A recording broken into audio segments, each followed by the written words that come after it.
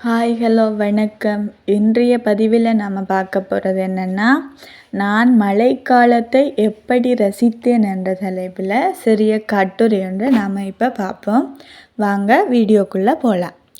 ஒரு நாள் நானும் எனது நண்பனும் பள்ளி முடிந்து வீட்டுக்கு வந்து கொண்டிருந்தோம். திடீரென வானம் கருமேகங்களினால் மூடப்பட்டு சில நொடிகளிலேயே பலத்த காற்றுடன் மழைத்துளிகள் முத்துக்களைப் போல பூமியில் சிதறின.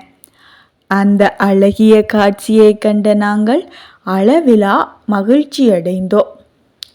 மழை மெதுவாக பொழியத் தொடங்கியது. குளிர்ந்த தென்றல் என் முகத்தை இதமாக வருடியது.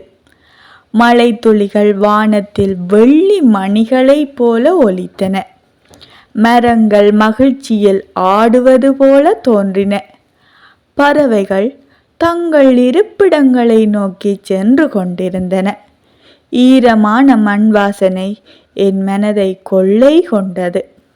அப்பொழுது இயற்கை பச்சை பட்டாடை அணிந்த மணப்பெண்ணாக என் கண்முன் காட்சியளித்தது. நானும் என் நண்பனும் மழையில் நனைந்து காகித கப்பல்களை செய்து ஓடும் நீரில் விட்டோம். அவை சிறிய படகுகளைப் போல நீரில் மிதந்து சென்றன.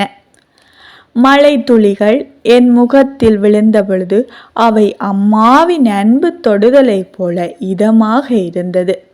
அந்நேரம் என் மனம் வானத்தில் பறக்கும் பறவையாக மகிழ்ச்சியில் திளைத்தது. மழை நின்றபின் வானவில் தோன்றியது. அது வானத்தின் வண்ண பாலமாக காட்சியளித்தது. மரங்களின் இலைகளில் மின்னிய நீர்த்துளிகள் வைரங்களைப் போல ஜொலித்தன. அந்த இயற்கை அழகை ரசித்த போது மழை என்பது வெறும் நீர்த்துளிகள் அல்ல, அது பூமிக்கு உயிரூட்டும் அரிய பொக்கிஷம் என்பதை உணர்ந்தோம். அன்றைய மழைக்கால அனுபவம் என் மனதில் என்றும் மறக்க முடியாத ஒரு இனிமையான நினைவாக பதிந்துள்ளது. மழை இயற்கையின் அரிய பரிசு என்பதையும் அதை அனைவரும் நேசித்து பாதுகாக்க வேண்டும் என்பதையும் நான் உணர்ந்தேன். இந்த வீடியோ உங்களுக்கு பிடிச்சிருந்தா இந்த வீடியோக்கு ஒரு லைக் பண்ணி சப்போர்ட் பண்ணுங்கள். தேங்க்யூ.